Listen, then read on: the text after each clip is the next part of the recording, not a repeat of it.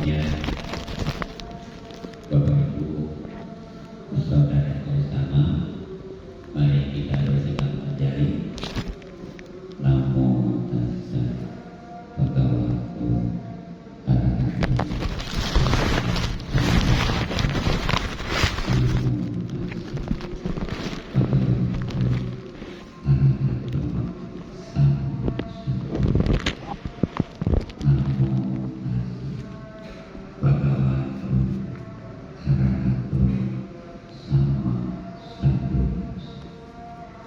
Ya Bapak Ibu, sudah bersama ucapkan selamat malam.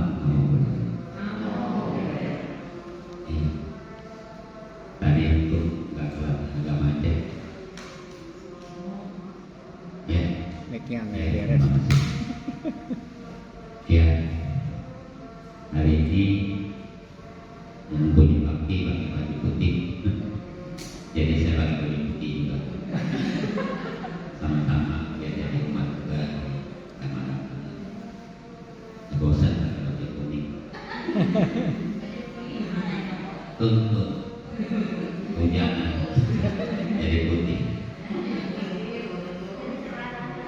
Iya. Jadi anak sekolah itu satu hari kan dia nggak masuk sekolah. Terus kata ibu gurunya, kenapa nggak masuk sekolah?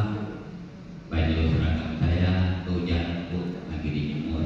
Oh gitu. Ya udah nggak apa-apa. Besokannya dia lihat baju gurunya juga lagi dijemur. Dia nggak masuk sekolah lagi.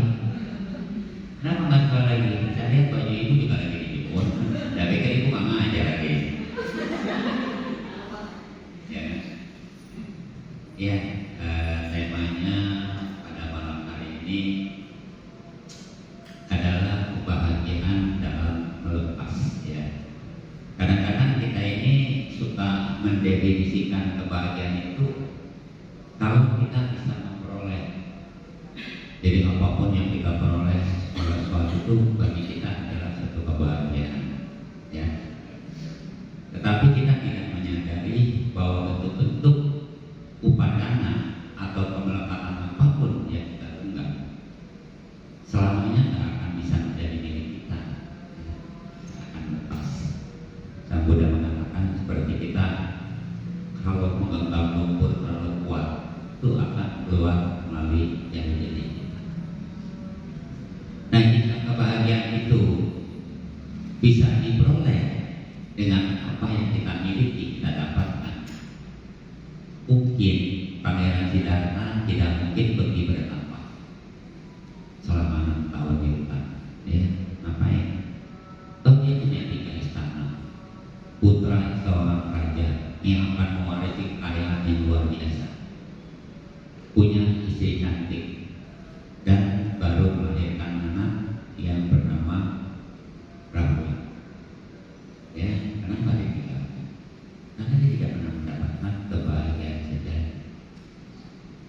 Dia tahu proses kehidupan ini akan terus berjalan, dan kita akan mengalami proses-proses sakitan, mengalami usia tua dan kematian. Ini ada obat. Ya, ada obat yang bisa menolak kita dari kematian. Ada mantra-mantra yang bisa kita terhindar dari kematian. Atau jika kematian itu, umur itu bisa dibeli, bisa 1 tahun 100 juta. Orang kaya nggak mati-mati, dia ada duit terus perpanjang. Kita yang miskin mati duluan, bisa perpanjang. Ya, atau mantra-mantra apapun. Maka di dalam Bhagavad Gita dijelaskan kita tidak bisa menolak kematian dengan mantra, dengan uang, dengan apapun cara. Kematian pasti akan datang, cepat atau lambat. Ya, Bapak Ibu dalam kondisi sakit, tua, muda, anak-anak, bahkan dalam kandungan pun bisa keguguran. Ya,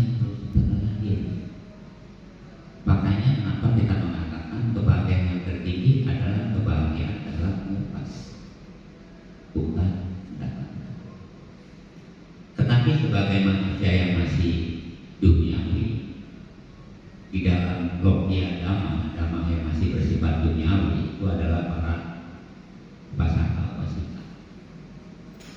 Jadi kalau mau dianggap murid Sang Buddha, yang benar-benar murid Sang Buddha, itu adalah para bhikkhu. Itulah murid Sang Buddha. Nah, kita ini sebagai pemuja Sang Buddha, pengikut Sang Buddha, atau murid dari Sang Buddha? Coba. Murid bukan. Murid itu sebetulnya bhikkhu. Karena di dalam sutta selalu Sang Buddha memulai khotbah dengan wahai para bhikkhu, bukan wahai para teman. Nah, jadi semua murid Sang Buddha jadi bhikkhu, dan dia harus meninggalkan hidup sebagai orang duniawi, tidak menikah, hidup dengan aturan-aturan patimokkha yang berjumlah 220. Kita punya suami, punya istri, menikah, pasti kebanyakan kan punya anak ya. Lalu kita merasa, wah sudah selesai tugas saya sebagai orang tua, anaknya udah besar, saya sudah muliakan dia, sudah mengangkat dia. Apa selesai? Belum selesai. Kenapa? Ada cucu. Katanya nanti lebih sayang cucu daripada anak. Bukankah itu salah satu juga bentuk-bentuk kemelekatan kita pada Tuhan? Bahkan di dalam karya Buddha, tak melekat pada Tuhan. Ada ya, baik itu ya. Jadi, tapi kalau ajaran saya seperti ini, jangan besok-besok suaminya dikerahin nih, atau bininya dipanggil-panggilin. Ya, ini kita harus bicara tentang kemelekatan. Wah, kalau mau aja melekat, udah kita bicara aja. Pusing juga punya suami atau punya istri, dipangster suaminya atau istri dipangster. Mama ini berapa? Wah ini beratnya cuma 50 kilo. Ya udahlah, belutkan 50.000. Enggak, bayar aja ditimbang. Pangster. Ya, tapi bentuk-bentuk kemelekatan ini di dalam 12 mata rantai. Ya, Bapak Ibu tahu di dalam ajaran Buddha ini ada beberapa hukum. Salah satunya hukum karma, hukum punabawa, tumimba lahir, hukum ilahan, anicca dukkha anatta, hukum 4 kebenaran mulia, tatai adaya saja. Dan ada satu hukum lagi, yaitu hukum sebab musabab yang saling bergantungan, namanya paticca samuppada. Bapak Ibu di sini ada diagram 12 mata rantai. Itu yang gambar rantai 12 itu ada nama-namanya, di tengah-tengahnya ada 3 binatang. Benar ya kan? Ayam, lagi babi, bandeng. Oh, benar ya. Saya kira bandeng ya. Kalau bandeng itu salah saya ya, kalau bandeng itu biasanya 3 binatang itu adanya di meja sebelah ayam. Ular bukan bandeng. Saya kalau babi, ayam ingatnya bandeng gitu. Karena biasa kita sebelah ayam. Babi itu melambangkan apa? Bodohan ya, iya. Ayam melambangkan tobat atau salah. Dan ular karena beracun melambangkan kebencian. Nah, di dalam 12 mata rantai ini kita akan membahas lingkaran roda samsara. Sang Buddha tidak pernah mengatakan awal kehidupan dan akhir kehidupan. Sang Buddha tidak pernah bicara. Gak tahu asal mulanya kehidupan, akhir kehidupan. Tapi dalam masa dunia yang kita tempatkan sekarang ini di sini, tempat ini adalah sekitar 1 kalpa. Ya, 1 kalpa itu 1 putaran itu dari bumi terbentuk sampai kiamat. Ada 4.320.000.000 tahun. 1 kali putaran bumi. Nah, bumi kita ini adalah salah satu planet bumi dan bukan satu-satunya di dalam ruang galaksi yang sangat besar. Nah, kita ini masuk dalam galaksi Bima Sakti, dan bumi hanya sebesar kacang hijau mungkin. Nah, gimana kita di dalam bumi itu sendiri seperti apa? Ya, itu kalau bicara tentang alam semesta yang di dalam Sutta Sastra Buddha mengatakan itu seperti cakram, seperti ini. Ya, memang ilmu pengetahuan pun sudah melihat memang cakramnya. Ya. Yang pertama adalah awija. Tahu awija? Awija artinya ketidaktahuan atau kegelapan batin. Ketidaktahuan akan apa? Akan empat hukum kesunyataan mulia tentang adanya duka, sebab duka, lenyapnya duka, dan jalan untuk melenyap. Ya. Akhirnya terjadilah yang disebut dengan pati santi vinyana, kesadaran yang kembali, kesadaran menyambung kembali kehidupan kita, masuk ke dalam kandungan seorang ibu. Akhirnya kita terlatih, ya, namanya pati santi vinyana, terbentuklah disebut dengan nama dan rupa. Ini kadang-kadang kita disebut sebagai panca tanda manusia. Ada 5 kelompok kehidupan. Rupa adalah tubuh jasmani kita yang terdiri dari 28 rupa. Saya tidak bisa uraikan satu-satu di sini. Itu pelajarannya di Abhidhamma. Dan nama itu kelompok batin, nama dan rupa. Batin dan jasmani. Ada perasaan, ada penceratan, ada bentuk-bentuk pikiran, dan ada kesadaran.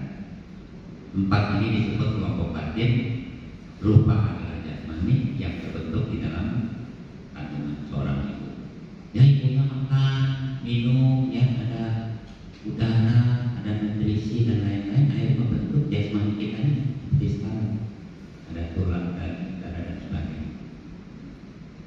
Karena sudah ada nama dan rupa, kita memiliki apa? Salayatana, 6 landasan kita. Ya, dari mata, hidung, telinga, kulit, ya, lidah. Yang satu lagi pikiran. Pikiran salah satu indera. Maka Sang Buddha mengatakan salayatana, bukan panca indera. Kalau panca indera tadi ini 6. Karena pikiran salah satu indera. Makanya kalau orang bilang, oh siapa punya indera keenam? Kita juga semua punya indera keenam, punya pikiran. Cuma pikiran kita tidak dilatih, tidak dipakai untuk meditasi, dipertajam sehingga memiliki kekuatan. Itulah disebut dengan kekuatan pikiran lah, kekuatan batin lah. Karena sudah memiliki 6 landasan indera, terjadi apa? Pasang. Pasang artinya kontak. Misalnya mata melihat sesuatu bentuk, warna, termasuk cewek, cantik, mobil bagus. Mata itu kan senangnya lihat jelek-jelek, betul nggak? Jelek-jelek nggak mau. Di mall lihat jelek-jelek, baju, tas, itu. Telinga kita juga selalu ingin suara yang berdebu, wah, musik apa nih? Enak dia, ya, kontak telinga dengan suara ini, sehingga sampai dengan lagu tuh dia nggak sadar kan, goyang-goyang sendiri, kan dia menikmati. Ya, tapi kalau sekarang kita sering gampang kromo, oh deh, musik apa nih Pak begini? Nah, tahu itu lagu bangsa kita kan, gampang kromo. Ya itu tahu ya, sering kona ada tangkaran tahu. Nah kemudian hidung dengan bau-bauan, ya, wangi-wangian. Kita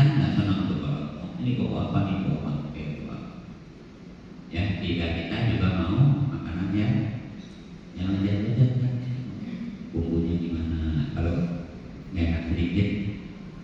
Apa nih makanan masakannya kayak gini gitu kan, nggak enak. Maaf, nggak enak misalnya.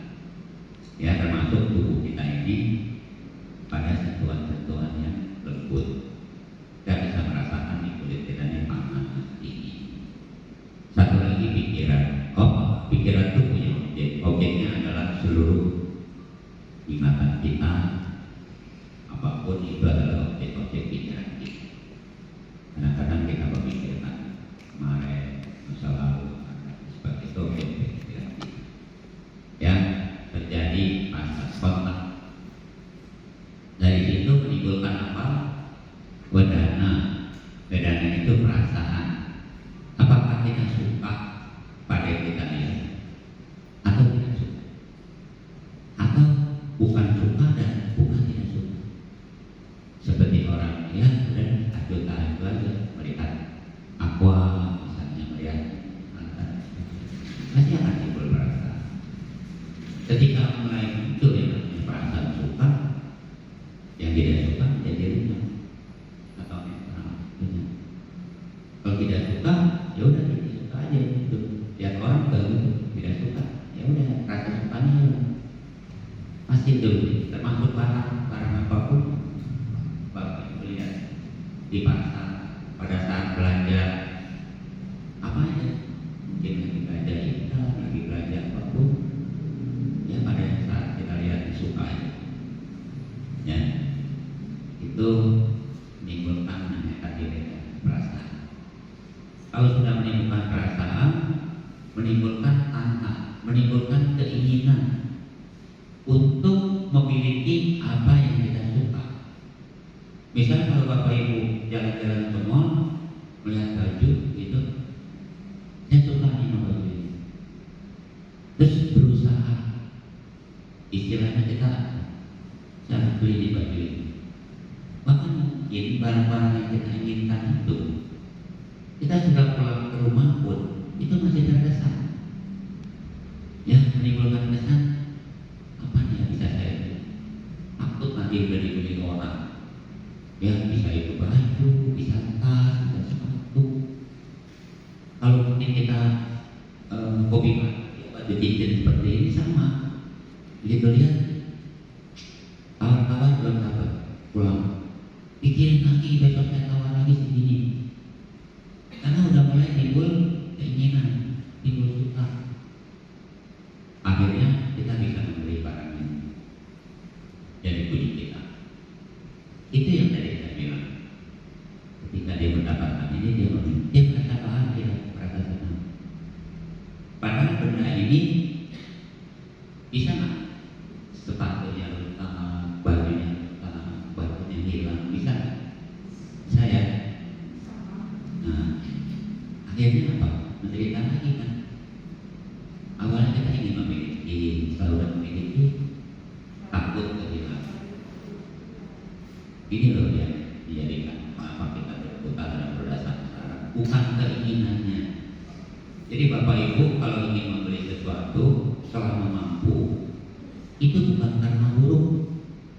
Lihat, oh saya mampu mau jalan-jalan ke luar negeri, pergi aja, nikmati. Boleh, itu bukan karena buruk. Selama kita mampu, mau beli apapun silakan. Ya, mobil tangannya mahal, tasnya silakan. Kalau tidak mampu, itu bukan karena buruk.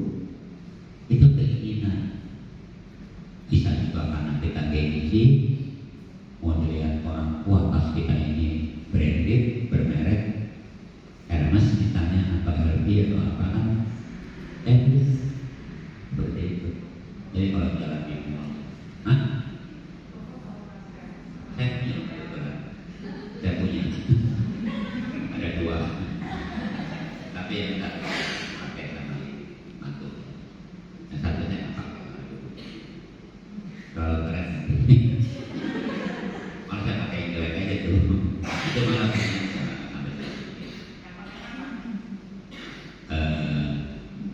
sama aja ya. Nah, karena ada yang pakai jam tangan nggak? Mungkin, saya belum pernah. Nah, saya pakai tiki apa? pakai jam tangan kan. Misalnya jam tangan Tigimpa itu harganya 100.000 misal atau 200.000.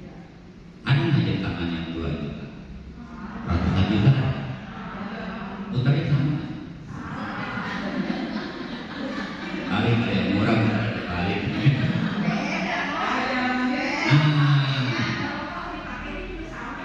Ya. Coba tas fungsinya sama, tapi sendal, sepatu, murah mahal, bedanya di mana? Sekarang saya tanya, sepatu yang mahal dengan yang murah, pakainya di kaki atau di kepala? Sama kan? Wah, pakai sepatu mahal, saya sayang nggak pakai taruh di kepala.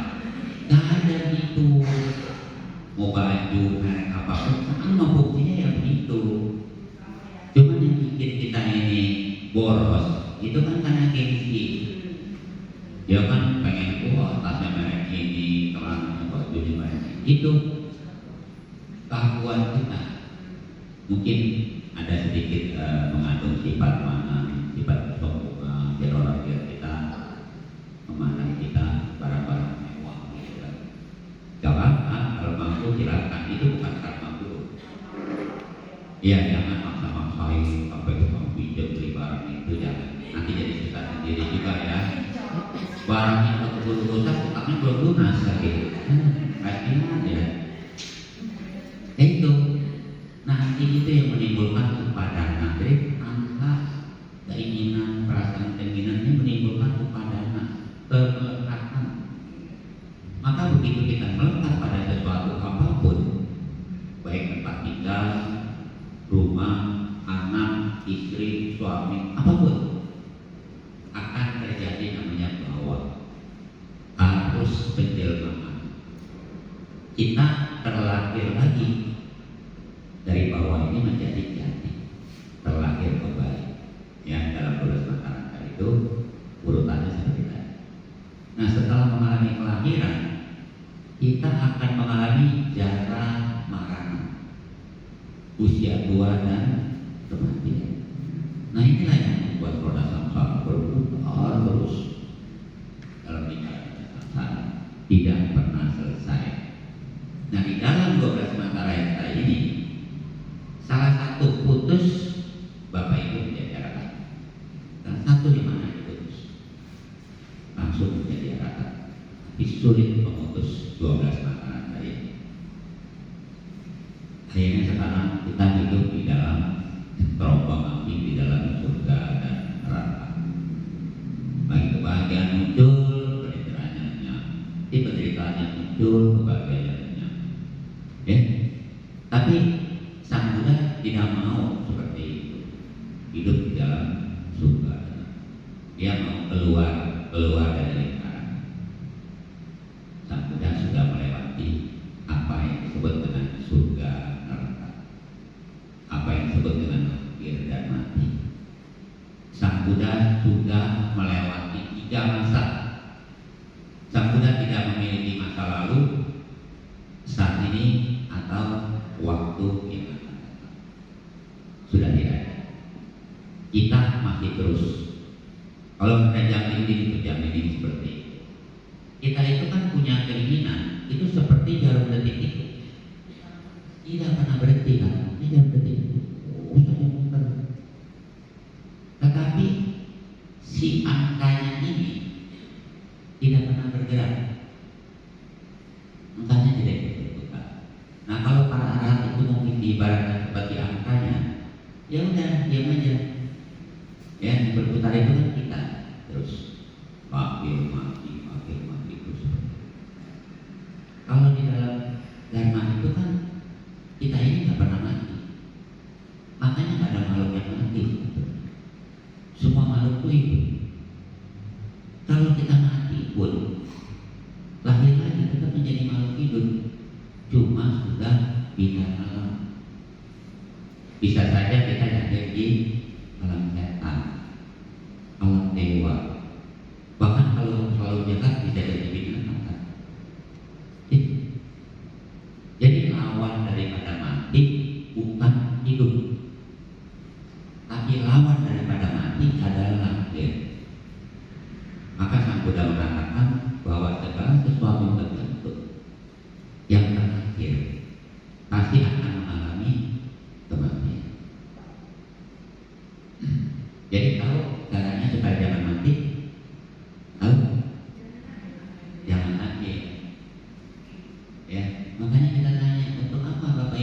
dilahirkan. Coba untuk apa? Untuk apa dilahirkan? Untuk mati kan? Nah, ada untuk mati. Orang hidup tuh cuma dua. Satu takut mati, dua takut miskin. Ya, pasti takut. Tapi kalau kita takut mati, kita nggak mati. Mati juga nggak? Mati. Mati juga. Oh, karena saya takut mati, kematian nggak ada sama saya. Mati juga. Sekarang kematian berada di mana? Jangan pada kita sendiri. Kita bawa kemanapun kematian itu. Makanya orang bisa meninggal di perjalanan, di kereta api, ya, di pesawat. Ya kan? Kalau di rumah juga bisa mati. Ada yang jatuh di kamar mandi, koma mati. Teman saya juga begitu, lagi mancing. Kan dia merokok, jatuh mati. Iya, bukan orangnya, rokoknya yang mati.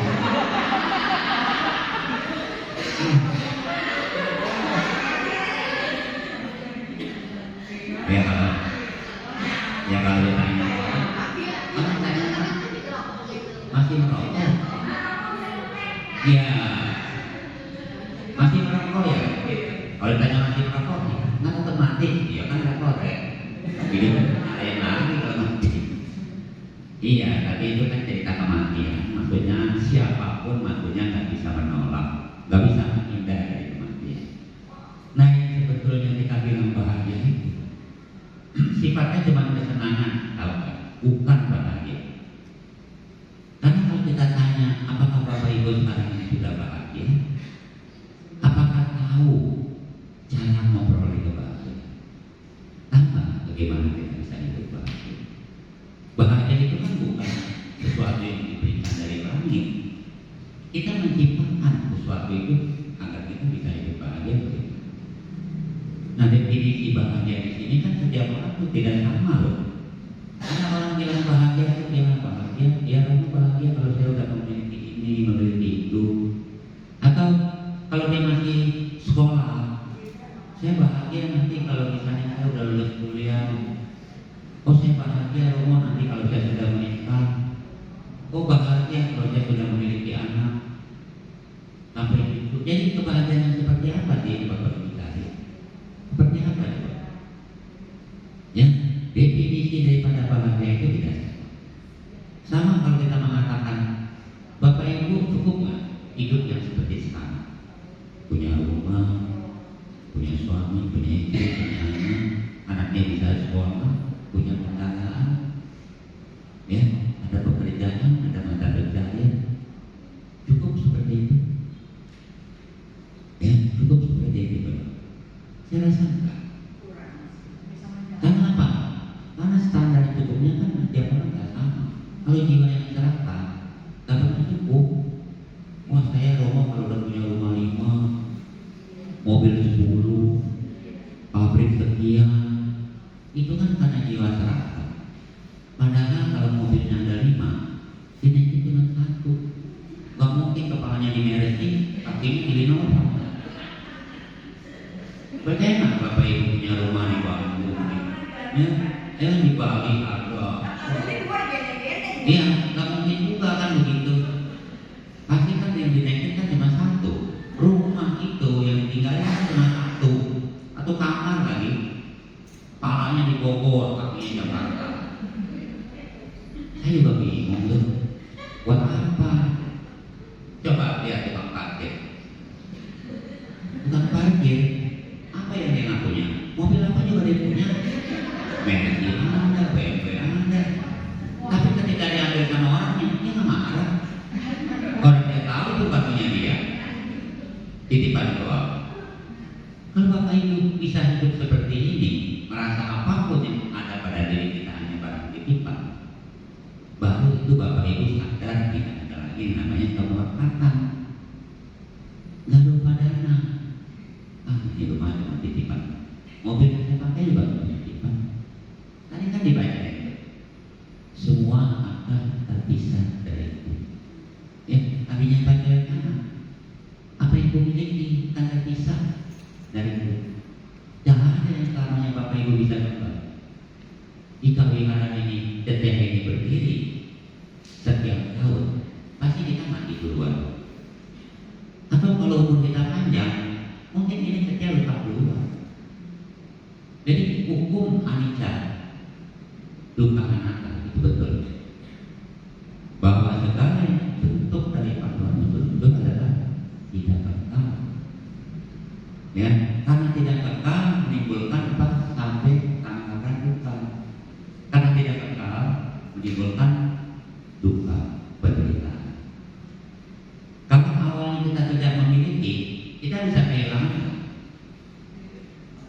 Kalau kita nggak punya apa-apa, apa yang kehilangan?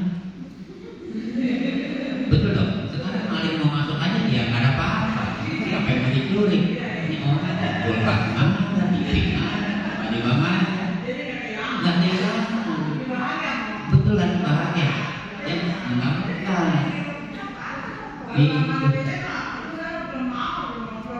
Nah itu kalau masih makan kan. Jadi orang yang kehilangan adalah karena orang memiliki. Kalau tidak memiliki tidak kehilangan. Makanya saya tadi kebahagiaan dalam lepas.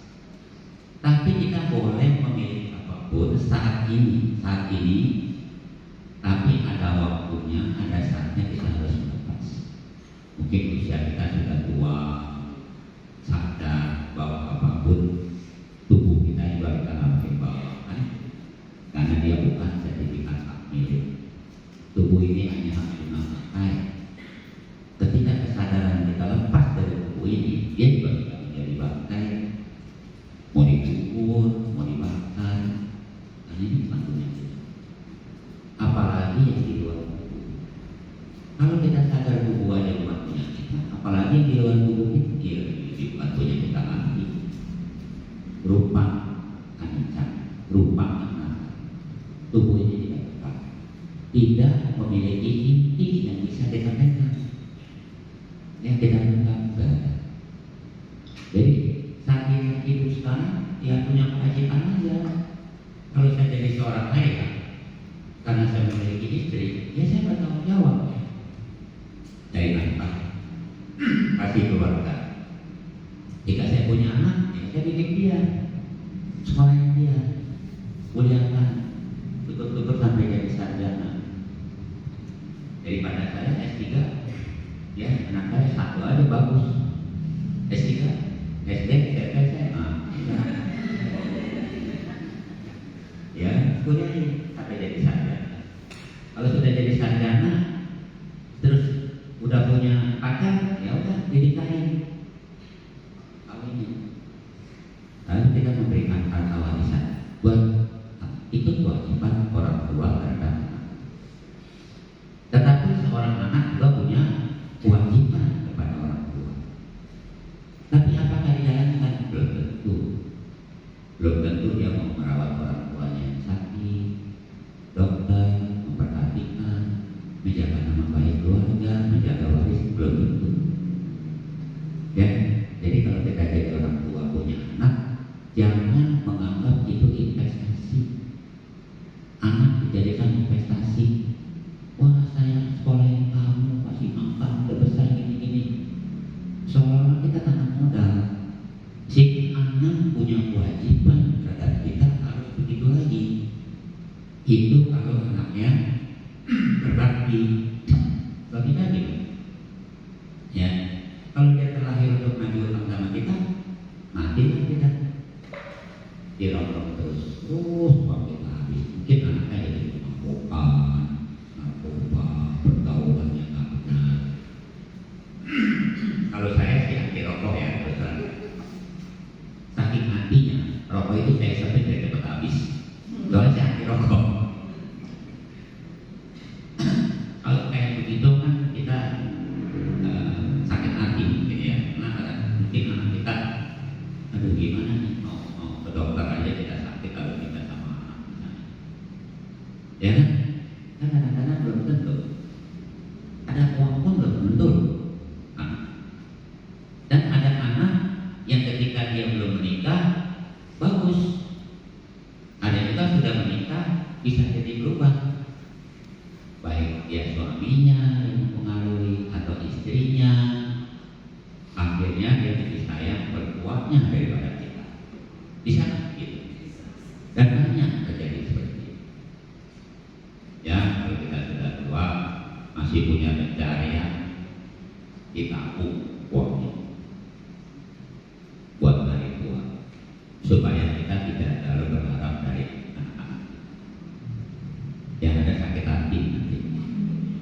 Tapi wajibnya kita memang harus jalanin, besarkan dia, didik dia, kawinkan, itu udah kewajiban kita sebagai orang tua.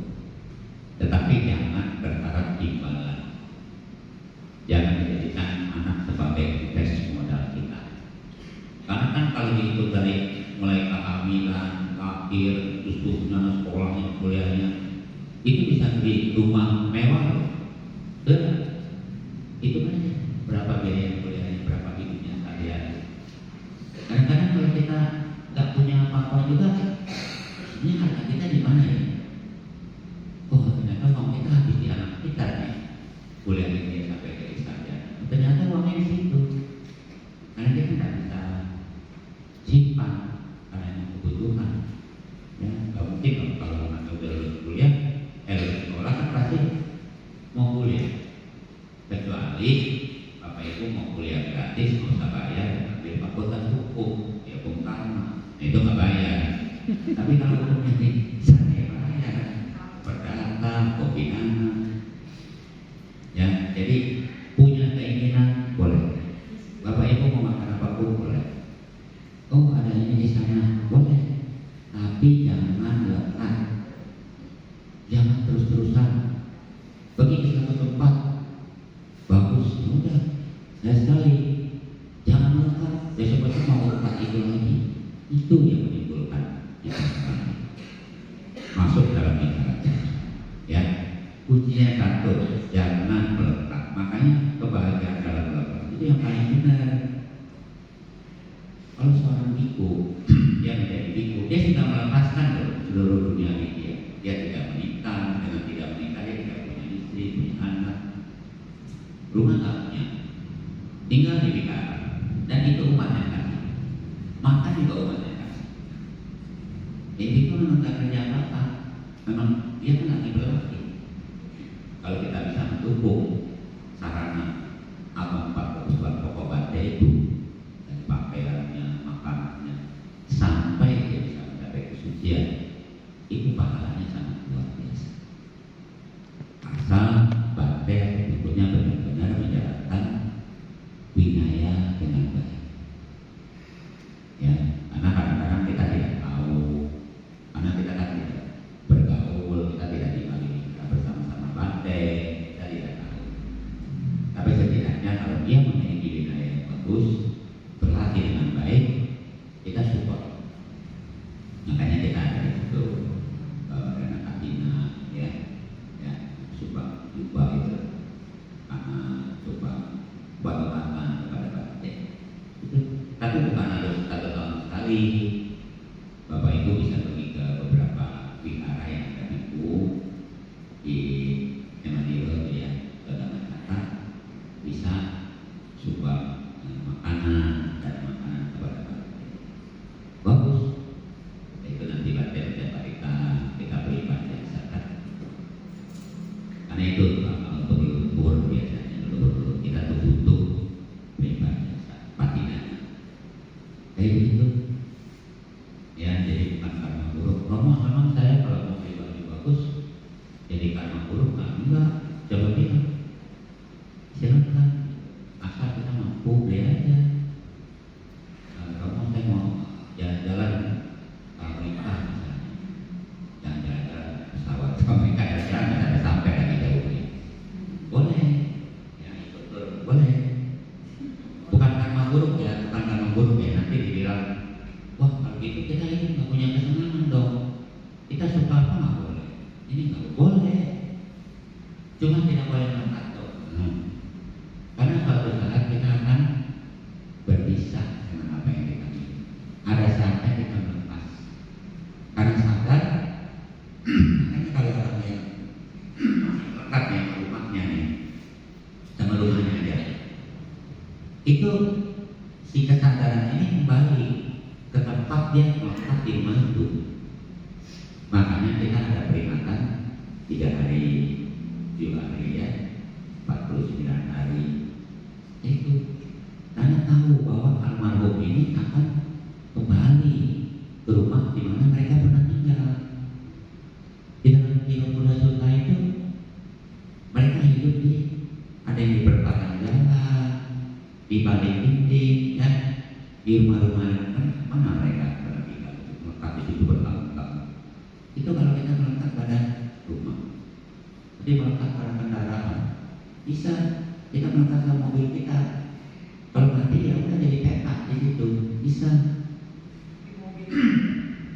Ada pintu yang melekat pada jubah aja, jadi kutub ya. Ya pernah diceritakan zaman Sang Buddha. Biku ini kan kasih hadiah jubahnya bagus banget. Tapi biku senior ini tidak pernah pakai, karena dia melekat pada jubah ini, dia meninggal. Nah, karena si biku ini meninggal melekat pada jubahnya, jadilah dia seekor kutub di dalam jubah itu. Nah, ketika biku itu jubah itu mau diserahkan ke biku yang meninggal ini, Sang Buddha bilang jangan diserahkan dulu, limpahkan jasa dulu. Karena yang memiliki jubah ini melekat, itu menjadi kutub di dalam jubah ini.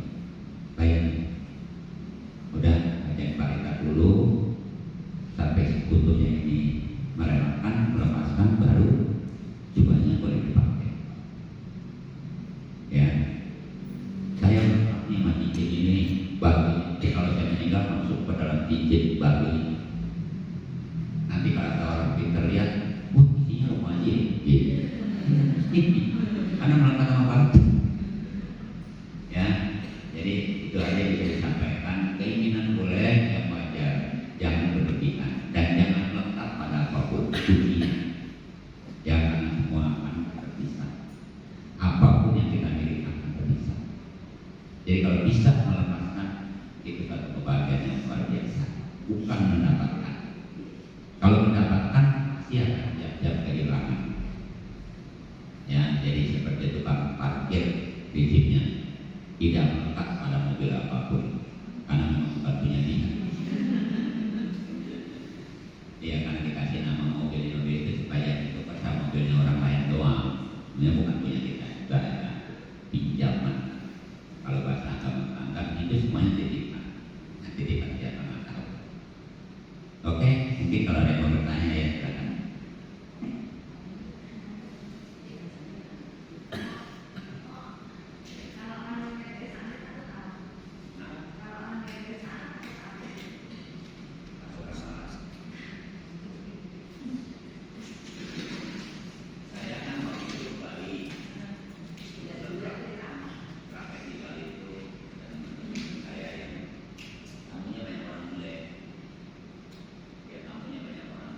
Itu orang Amerika, orang Spanyol, ya, ada orang apalagi Rusia, ada lagi orang apalagi Ceko.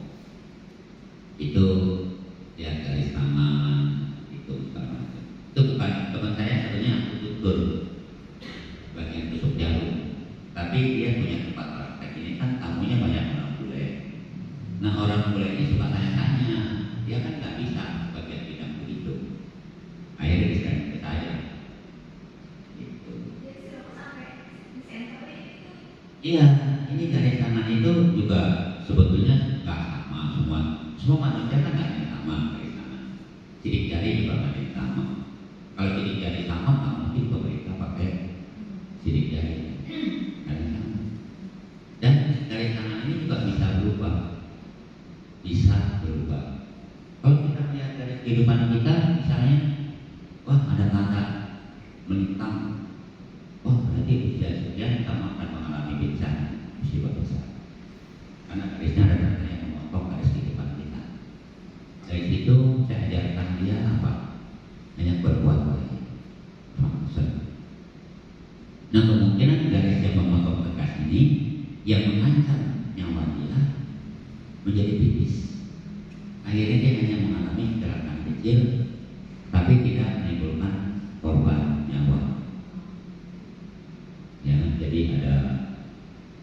si bule itu kan dua orang Amerika ini kan umur 38.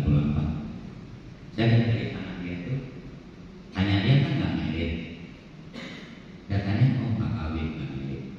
Tapi kamu ada gugurin anak, dia bilang. Dia kaget bulannya, dia nangis. Ini sampai saya tidak sorry, gitu kan. Terus yang satu lagi ada dua abang, saya bilang, kamu 2 kali kawin, 2 kali bercerai ya? Kaget lagi dia, kok bisa tahu? Terus tanya teman saya, coba tanya katanya Romo itu, saya dapat suami lagi kapan katanya? Saya tanya, oh ya kira-kira umur 40-an lah, itu.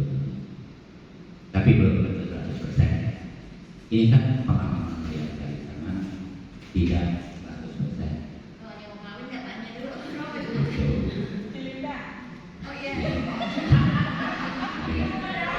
Wah, kalau semua disuruh dari lembul. Soalnya kalau lagi pelihara, teman saya, kita dan waktu itu ya. Waktu Manula ya, kita dan kerja kita di Manula. Kebaktiannya sama hari Selasa. Sekarang ini, yang kita nih. Makanya saya kalau diundang ceramah di sini, di tempat kita kebaktian juga nih. Kita juga mengambil hari Selasa. Karena hari Selasa katanya nggak bagus. Kita pakai buat kebaktian jadi bagus gitu. Anak ada togel juga. Pokoknya kalau setiap kebaktian yang Selasa sama Jumat itu berarti ada togel. Iya. Bapak lihat, wah ini pengurusnya banyak togel semua. Jadi kebaktian Selasa sama Jumat. Kita Selasa kebaktian, sekarang ada Manula Minggu. Tapi Manula tidak tiap minggu ya, 2 minggu sekali. Itu sebetulnya tindakan dari kita Kanada. Waktu itu ada masalah apa yang saya ngerti lah. Akhirnya mau numpang di tempat kita, ya udah pakai aja. Malah lebih banyak tempatnya, sampai 100 lebih sekarang, 105 ya. Jadi kita aja, kita kalau bagi sembako itu pembagian kue lah. Kemarin kan istri saya kalau beli kue 80, ternyata kurang. Uang kita sekarang udah 80. Kita tiap bulan bagi sembako. Jadi kalau yang rajin-rajin selama 4 kali itu dia tidak pernah absen. Nah, dapat beras sama gula, kadang minyak 5 kilo buat merangsang supaya rajin aja. Udah pada pindah nih, mau mati ini pada pindah ke sana lagi. Iya, apa juga. Ya apa-apa. Ya 5 kilo ya, tapi kalau masak liter ya sampai seminggu habis. Kalau ada 1 kilo ya buat yang umur aja. Ya, tapi nggak apa-apa, itu ada donatur. Jadi ada donaturnya yang memang tiap bulan. Itu. Terus kita pangsan kan 200 kilo. Setiap jago kita lepas belut 200 kilo. 1 bulan 400 kilo. Berarti lepas belut 1 bulan 20 juta. 1 tahun 240 juta. Kita sudah 20 tahun jalan. Nah, dari tadi dananya. Rame-rame sih. Iya, ditimpang misalnya. Kamu saya ikut ya 2 kilo misalnya. 100.000 tuh. 1 kilo, 1 kilo. Atau rumah nanti catat namanya. Keluarga, ibu timpan. Nanti setiap jago kan kita baca kalitas tertentu. Itu disebutin nama-namanya. Nah, dia anak kandung, keluarga ibu timpan, leluhur ibu timpan. Itu. Nanti mereka digabung. Kan ada 5 kilo, 2 kilo. Saya beli jadi 200 kilo. Itu udah miliaran tuh lepas belut. Itu jangan 20 tahun. Bayangin aja, 1 bulan 20 juta. Di ya saya di yang ada sungai itu dekat daerah Takatila itu, di kota itu. Di kota kan di kota tua itu kan ada sungai itu. Wow, duitnya juta. Tapi nggak kalau kita di situ sih nggak diambilin sama orang ya. Nanti belut itu kan dia licin, nggak bisa dipancing kayak ikan. Tadinya saya kan mau bawa ke mungkin di Tangerang kan banyak sungai, sadanya kan luas tuh kepakai perahu. Tapi takut mati. Bukan air keras, kita bawa dari Jakarta, takut keburu mati di kantong plastik. Kecuali kita pakai model drum besar. Jadi takut, itu kan cuma pakai oksigen, tangannya berapa? Belum pernah coba sih. Ya mungkin ada yang punya wihara bilang mau coba sekali kita bawa ke Tangerang, tapi berapa kantong aja, jangan sampai 200 kilo. Misalnya 10-20 kilo, coba kita tes bawa ke Tangerang, hidup, maksudnya hidup apa enggak? Kalau mati dalam kantong plastik jadi karma buruk juga. Jadi belum berani. Sementara ini masih di Fathahillah.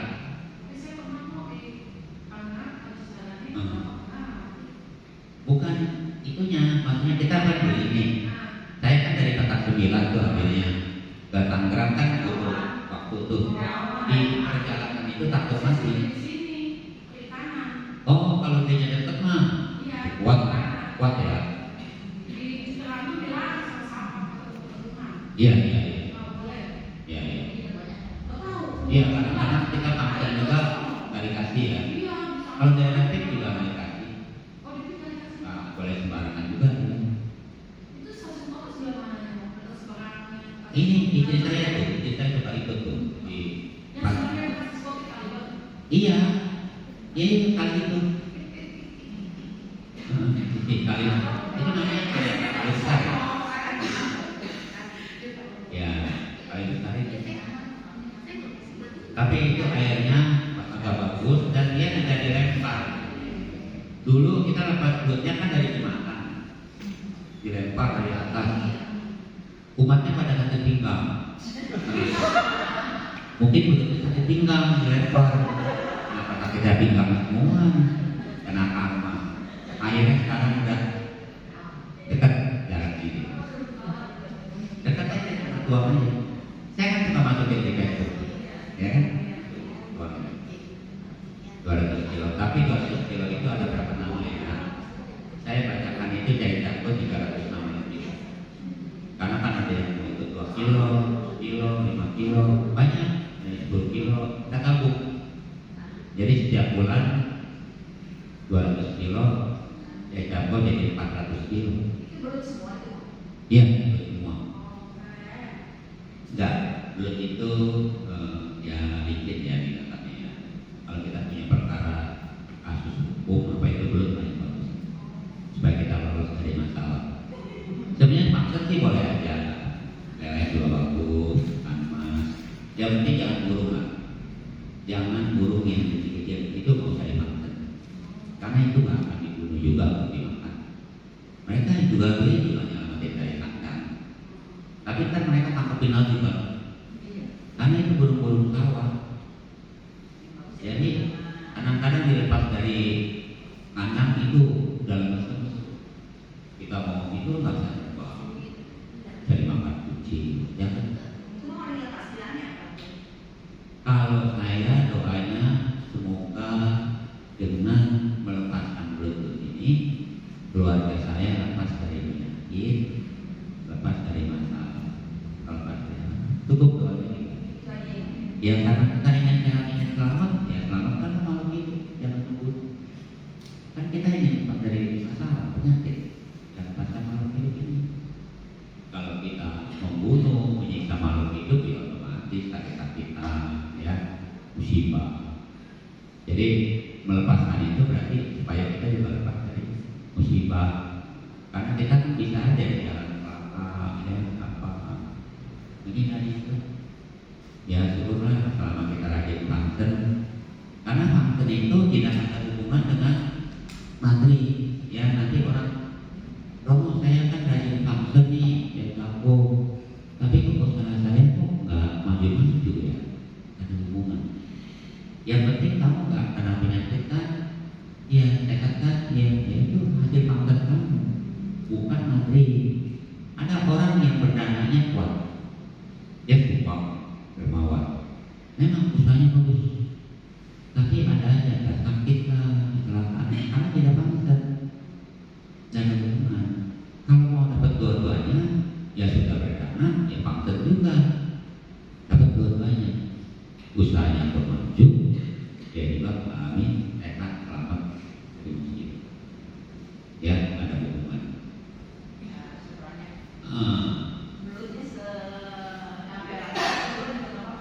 nggak apa. Pamsek itu kan niat. 1 ekor juga nggak apa. Ada yang 1 kilo 50.000, tapi kita mampunya beli setengah kilo aja 25.000. Niat. Boleh, lele juga bagus. Kura-kura buat panjang umur, buat orang tua sih biasanya. Kura-kura itu. Kalau untuk karir pekerjaan, mau pindah kerja, usaha itu kodok kakak. Biasa kita dulu orang lepasin 8 ekor, karena dia sifatnya melompat. 4 ekor. Ya bisa. Oh kalau jodoh itu burung merpati putih, itu buat jodoh kesehatan. Jadi angkat itu ada bagian-bagian beda-beda. Iya, iya. Kalau mau dapat jodoh, sering melepaskan binatang yang berpasangan. Semoga dengan melepaskan sepasang burung ini, saya mendapatkan pasangan hidup yang baik. Gitu. Ada orang tanya saya, kamu kenapa burung yang putih? Oh, paling kan kamu dapat negro.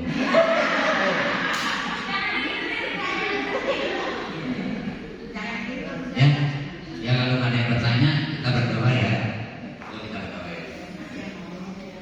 Semoga jasa kebajikan yang kami buat